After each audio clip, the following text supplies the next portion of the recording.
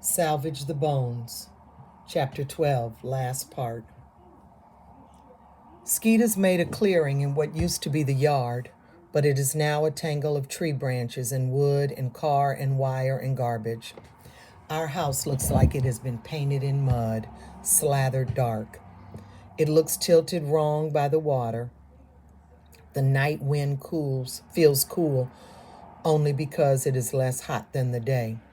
Miss Bernadine gave us a big cup of water each for a bath.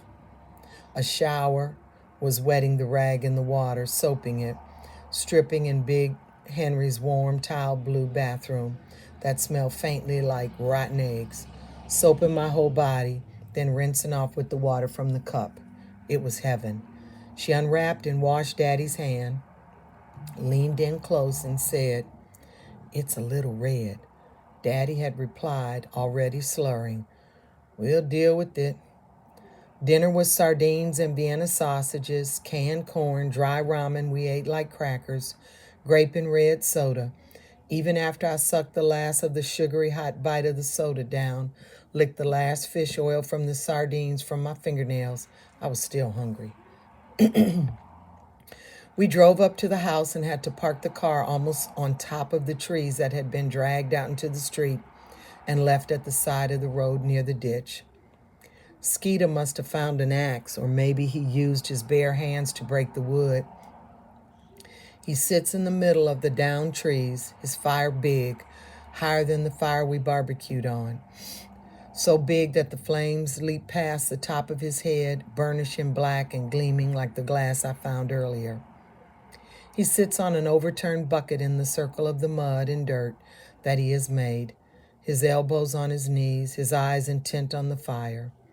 He wears a pair of jean shorts and tennis shoes, and next to him is a rubber tire, a chain that is the same dark cloudy gray of the hurricane clouds on top of that. China's things. He has found China's things. "We brought you some food," I say. He looks up, unsurprised, like he has been expecting us. The whites of his eyes are very white, and he seems more still than I have ever seen him before. As still as if there is some hard stone inside of him at his center, a concrete foundation left still. "Thank you," he says.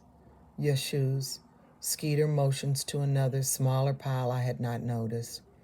A muddy pile of shoes that looks exactly like the kind of pile the puppy China made.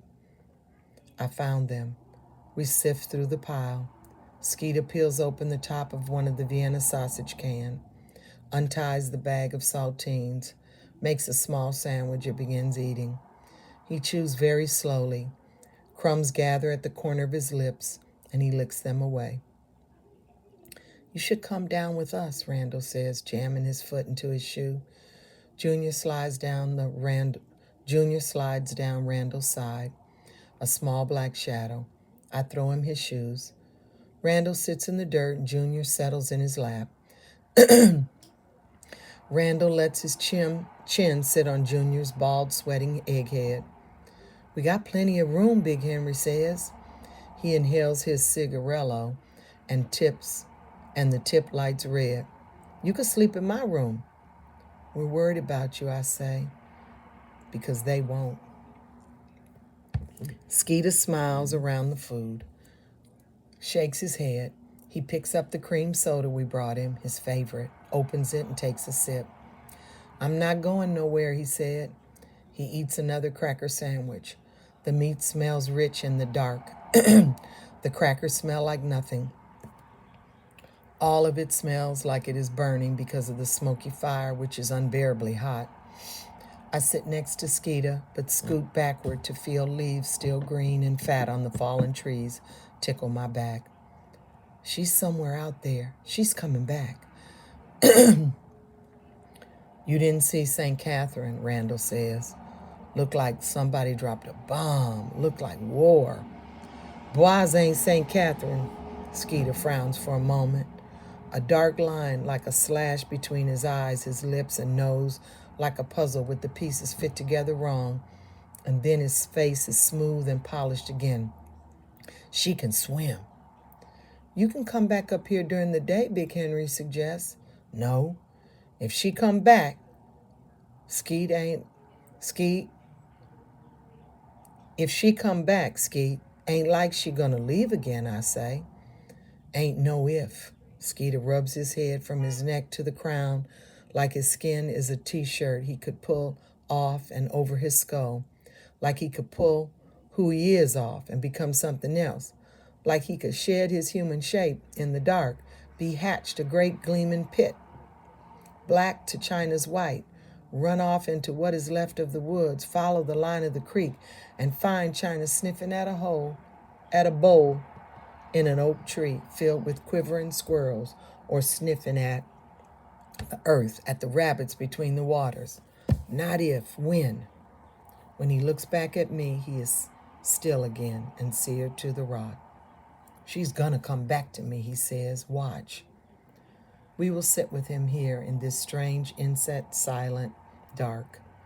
We will wait until we are sleepy, and then we will remain until our legs hurt, until Junior falls asleep in Randall's arms, his weak neck lolling off Randall's elbow. Randall will watch Junior, and Big Henry will watch me, and I will watch Skeeter, and Skeeter will watch none of us. He will watch the dark, the ruined houses, the muddy appliances, the tops of the trees that surround us whose leaves are dying for lack of roots. He will feed the fire so it will blaze bright as a lighthouse. He will listen for the beat of her tail, the padding of her feet in the mud. He will look into the future and see her emerge into the circle of his fire, beaten dirty by the hurricane, so she doesn't gleam anymore. So she is the color of his teeth, of the white of his eye, of the bones bounded by his blood, dull but alive, alive, alive. And when he sees her, his face will break and run water, and it will wear away like water does, the heart of a stone left by her leaving. China, she will return, standing tall and straight, the milk burned out of her. She will look down on the circle of light we have made in the pit, and she will know that I have kept watch and that I have fought. China will bark and call me sister. In the star-suffocated sky, there is a great waiting silence. She will know that I am a mother.